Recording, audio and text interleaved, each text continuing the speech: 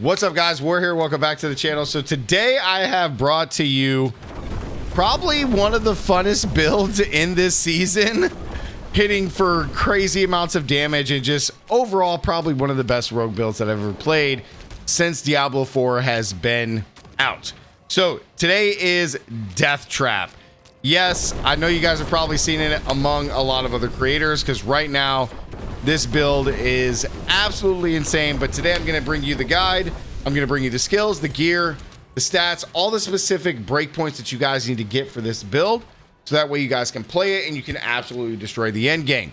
So let's go ahead and get right into it. Then I'm going to show you guys a pit and just to showcase how to play the build and the skill rotas and all that stuff. So first things first, let's go into our skill tree. I'm not even maxed yet. I'm only at 166 Paragon. My glyphs are not super maxed right now. I only have one at 46, couple of 45s. Everything else is pretty low. I'm not even maxed out on stuff yet. So let's go ahead and get into this just to showcase how powerful this build actually is as long as you hit the breakpoints. So first things first, puncture. We're not even using this. Again, 2 points just to get to the core. We put 3 points in the sturdy, a point in the siphon strikes. Just to get down here, we're doing Shadow Step into Methodical Shadow Step to gain 20% DR when you Shadow Step somebody. We also have Dash into Discipline Dash. So at the end of Dash, we can knock down surrounding enemies, which is great. You could also do Methodical if you really wanted to. You could swap this and do 3 charges just to Dash, because we will have to get up to 10 momentum stacks, which I'll talk about when we get down there.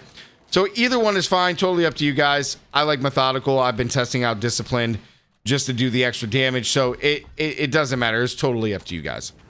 Next, we got Caltrops into Methodical Caltrops. It deals cold damage and chills enemies.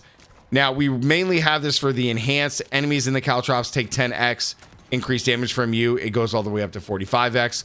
Absolutely insane. Now, for Caltrops only, they do come out. No more jumping out.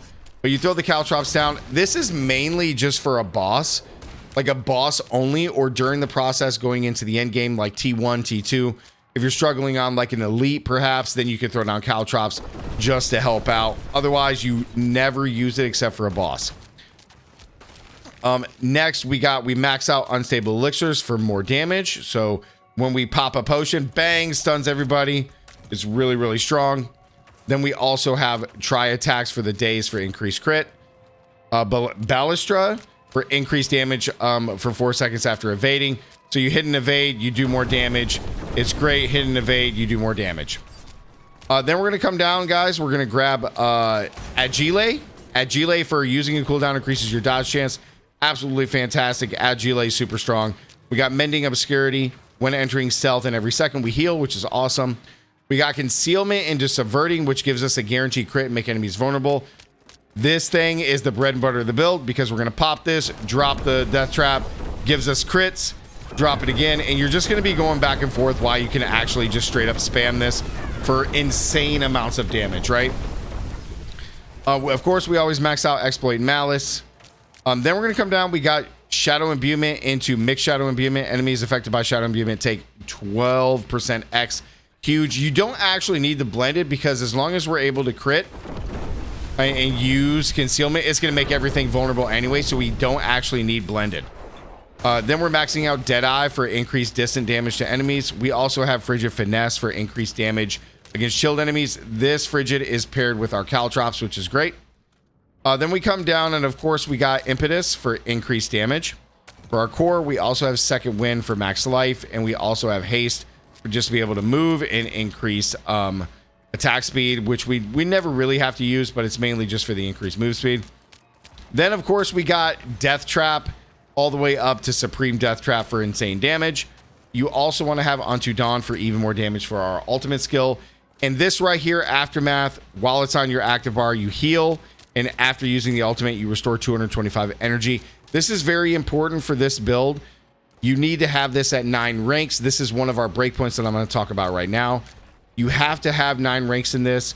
It's going to help you. If you don't have enough for 9, that's fine. But if you have 9, you're going to be great. Soon as I can get a Shaco, it's going to be more. Well, no, it wouldn't be more on the passive. It'd be more on the skill. But once I can put more points into this, it'll be even better. But 9 is the break point So that way when you use this, you get all of your energy back. So you can see that like I just blast through my energy and I get it all back, which is great. So that way I can just absolutely destroy everything. And then of course we have momentum. Momentum is the key passive of choice here. We want this because of all of the bonuses there. DR, max energy, energy regeneration, movement speed, and increased damage. The most important one here, guys, is 3% maximum energy. So when we have 10 stacks, we actually have 30% increased max energy. This is very important because we're going to go into the breakpoints of this build. 1, you got to get Aftermath to 9. 2, we will got to have our 10 stacks to momentum. And then 3, we need our energy. Mine is not maxed yet. It's almost there. We want our energy to be 275 total. This is going to include 10 stacks. This is also going to include always using an elixir of resourcefulness for the extra 25. Now, without the potion and without the 10 stacks, you need your energy to be over 186. It needs to be at a minimum of 186. So that way with 10 stacks plus the potion, you will achieve a energy of 275 or more. The reason that we're doing 275 is for this right here, Banished Lord's Talisman. After spending 275 of your primary resource, your core skill is guaranteed to overpower. Your crit strikes that overpower deal insane damage, right? 56% X. Now, you're probably asking like, well, War, why do we want to get our energy that level so that way we overpower, right? Okay. Overpower from Banished Lords. The reason that we want to overpower every single hit is built into Deathtrap itself. If Deathtrap kills an enemy or overpowers an enemy, its cooldown is reduced by 5 seconds. So each time we hit an enemy as we overpower, since every hit is if you max it, every hit will be an overpower, it reduces the cooldown by 5 seconds. Now, with that said, you do want your cooldown of your Deathtrap to be under 15 seconds, ideally. But as you're using this, like in getting your cooldowns up, I think my cooldown is not super high right now. My cooldown reduction is very low. My cooldown reduction is only 15%, and that literally just comes from my helmet.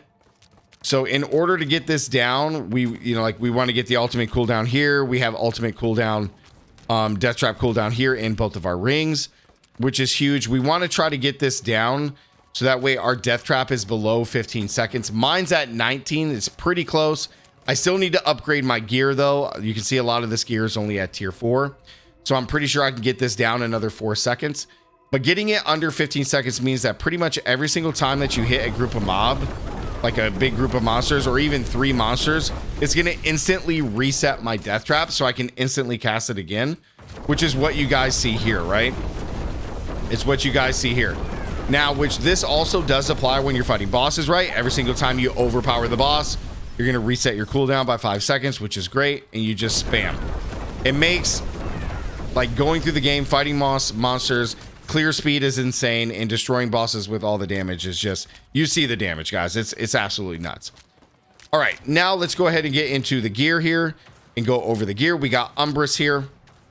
Crits have a chance to get free Dark Shroud, which is huge. Now, this is another one of the key breakpoints of the build. On the helmet, you need to have a GA max resource with a minimum of a double crit on the helmet, preferably triple crit, but a double crit here. Now, on the Beast Falls, you also want to have a GA max resource. I'm trying to double crit right now at 8. So getting a double crit will put me to 275. I'm at 269, so I'm only 8 points off. So you need to at least double crit a GA Beast Falls. Now, there is a power if you don't want to try to do this. It's Galvanized Slashers. I have not been able to find this. Okay, so if you find it, you're already better than me. We don't care about the lucky hit. We only care about the bottom line, which is your maximum energy is increased. If you get towards the maximum end at 35, then me already being at 269 plus 35, I wouldn't have to go in to get like double GA crits in these 2 gear pieces. These two gear pieces are the most important pieces because they're the only pieces that give you increased maximum resource, at least in the setup that I have. If you want to take it and try to get other maximum resource somewhere else, that is by all means fine, but you don't need it. You can just get the double crits in here and be perfectly fine. So we got Umbrus, then we have Scoundrel's Leather here. Your traps can be thrown. Trap skills can be thrown and spawn an additional. So our two trap skills are Caltrops and Deathtrap. So Deathtrap can spawn 2, like you guys see right there. And Caltrops can also do this within the timeline of 10 seconds.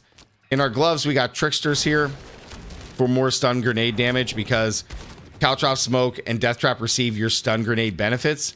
So Deathtrap gets the damage increase from stun grenades, which is what you're going to see a lot on our gear pieces here. We also have Eyes in the Dark. Deathtrap deals 70x. I have a very low roll. Very low roll. You can guys see I'm at the bottom of this and I'm still dealing insane damage. On these pants though, you do want to get the GA to Aftermath. Will probably definitely try to roll this and hit more ranks, but you definitely want a high power here, but get the GA on Aftermath if you can. Of course, we've already went over Beast Falls. In the weapon, you want the Fervor ability. Casting an ultimate increases your ultimate skill damage. And at 10 stacks, your cooldowns and bonuses are reset. In our two daggers here or swords, it's up to you. Swords are probably better for crit damage because we're going to be auto critting.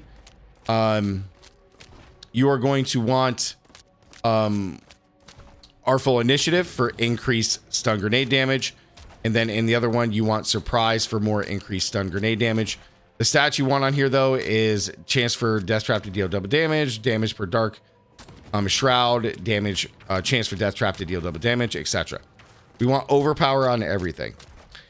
Here is where the galvanize can go. Also, the reason that I don't have galvanize, I haven't found it, but this will eventually get swapped out for what is it?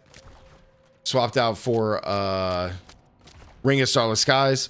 Up here we got Opportunist for more grenade damage, 40x. And then of course we have Banished Lords here. Try to get the GA on core skills plus max life. That will really help. And then try to get the power as high as humanly possible. In our specializations here, you want preparation. Spend 75 energy to reduce your ultimate skills cooldown by 75 or by 5 seconds. So every time we cast this, it's reduced by another 5 because we're going to spend all of our energy, right? We're going to spend all of our energy. So we're already reduced by 5, which puts me to 14. And then when I hit an enemy, it reduces it by 5 even more, which is great. And we get DR, which is fantastic. Our mercenaries, I'm still going with Subo right now. Subo's great. Again, Molotov down into Snipe, which is awesome. And then you always want Varana as your reinforcement with Bloodthirsty, and we want this on Concealment to get the increased attack speed. You could probably put this on Deathtrap if you really wanted to.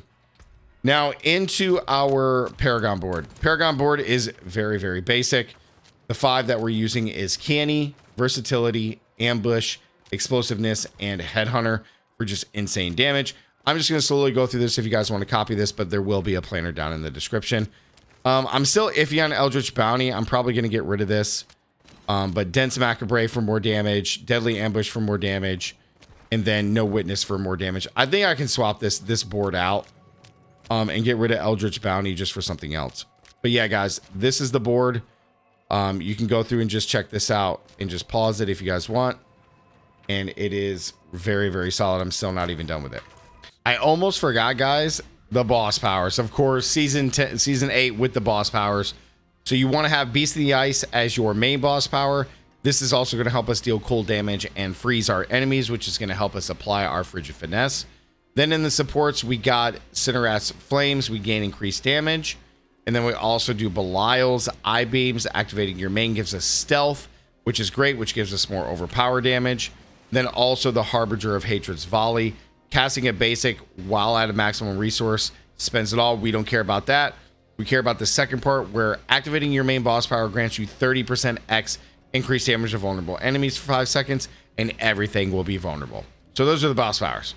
Now, really quick, guys, let's go ahead and go through and I'll just show you guys how this plays out just a little bit. We'll just go do a pit. I'm doing low level pits. I'm only in Torment 3, guys, but this build is just absolutely insane. It does so much damage and it's just so fun to play as a rogue. It's great to see the build on top. So again, you guys can see my total is 182. I need 4 more points to get to 186. So I know that if I probably just upgrade these or hit a double crit on here, I will be good. Let's just go ahead and do, we're in Torment 4. Let's just go ahead and do, we'll just do a 55 at Torment 4 just to showcase this. So what you want to do is you always want to just go ahead and pop resourcefulness, and then you can pop whatever, anything else you guys want. But resourcefulness is the only thing that you guys actually need. Now, while you're playing this build, always keep your Shadow Imbuement popped, and we want to use it to just kind of hit people with Shadow Imbuement. We need to hit stuff early because what we want to do is we want to get our momentum stacks up as fast as we can. So as soon as that gets to 10, it's going to feel a whole lot better. So now we're at 10. So what we should be able to do is just run through and play. So you're always going to spam Shadow Imbuement. Keep that up. But you're just going to run from mob to mob. And you're just going to pop concealment and then just drop Deathtrap. And that should just instantly reset every single time you do that. So you can use dash to kind of get around. You pop that, pop it, just kills everything. You can drop more if you need to, if the monsters are like crazy, but you should just be able to leave them behind. You can even grab artillery. Now, because you can only put 2 death traps down, it's just really easy. The build is just so fun to play. Now, I'm doing a T4. I haven't really done a T4, but we're just blasting. You guys can see the speed already. Like, it's just so fun, man. Cast that death trap, get the reset. The way it groups everything in is just now we'll channel just so you guys can see it as if I had the max. So you guys can see that you just come through, blast. So this with the channeling is going to represent like being able, if you had the maximum energy, so you could just infinitely spam. Mine's pretty close. I'm pretty close to infinitely spamming. But the damage is just insane, man. I've never, like, besides Dance of Knives and probably Heartseeker, if you guys were around my channel in season 4 or season 5, I think it was season 4, with Heartseeker, like, that build was crazy. That was probably, like, that, Dance of Knives, and this build is probably my top 3 builds I've ever played for Rogue. So it's just nuts, man. You just cast stuff, let it die, and just go about your day. And you can just concealment everything. Oh, I ran out of concealment. That's okay, though. Drop death trap, conceal, they're dead. Now, you guys may be asking boss damage, but trust me, guys, the boss damage is just crazy. Let's drop a Caltrops. Doesn't matter, just dead. I hit him for 6 billion. Just absolutely fried. Doesn't matter one bit. Oh, we can finally take this to 46. Fantastic. Move Headhunter up. Bang. But yeah, guys, that is dance. I'm just kidding. That is Deathtrap for the Rogue, guys. Like the video. Comment down below. Let me know if you guys have any questions, okay? You guys may have questions with the energy and stuff. Please let me know. I'll be happy to answer them, or you can just reference it more in the video. But also, guys, comment. Let me know what you guys think. Maybe there's some adjustments I can make on the Paragon board or the skills or some of the gear choices. You let me know. Oh, one last thing. The Zan Vex is the only real runes that you need. You cast an ultimate skill and you get +1 to all your skills for 10 seconds. This is great. It just helps with cooldown, damage, etc. So that's the only runes that I'm actually running. I don't know what else to put in, so maybe suggest some runes for me, guys. I'm not really sure what to use. But yeah, guys, don't forget to subscribe, and as always, stay gaming. I'll see you in the next one. Peace.